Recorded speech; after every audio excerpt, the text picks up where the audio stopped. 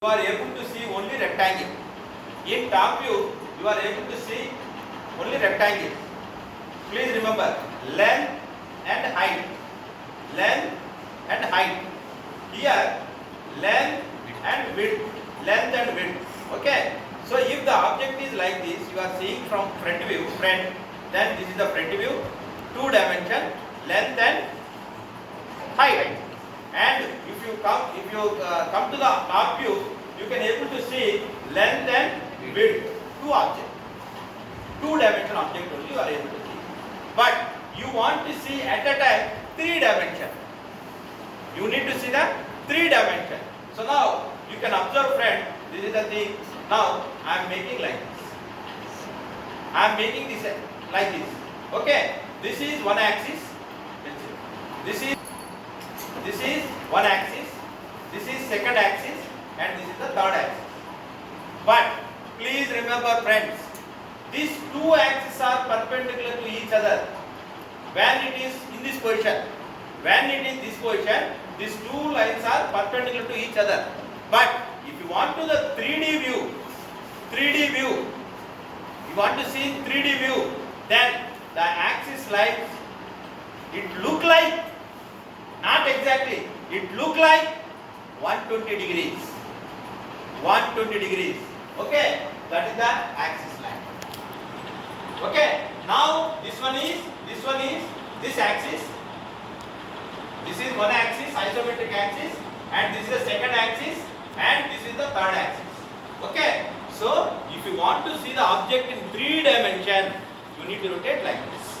Then the object is visible in 3D view. See, width, height, length, 3 dimensions you are able to see, and automatically the 3 axes are each other is 120, 120, 120.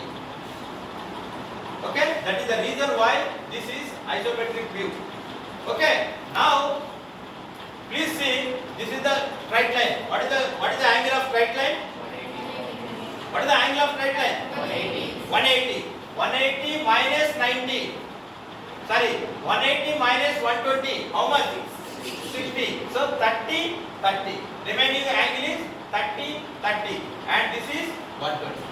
Okay. And this is the thing. See, axis may be downward, axis may be upward.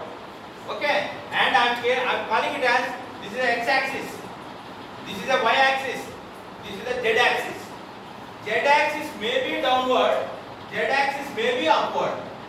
2 positions. But x and y are 20. X, y, and z-axis. That is up to you. How you are going to take, up to you. So this is the length. This is the length. This is the width. This is the height. Length, width, height. Otherwise, length, width, height.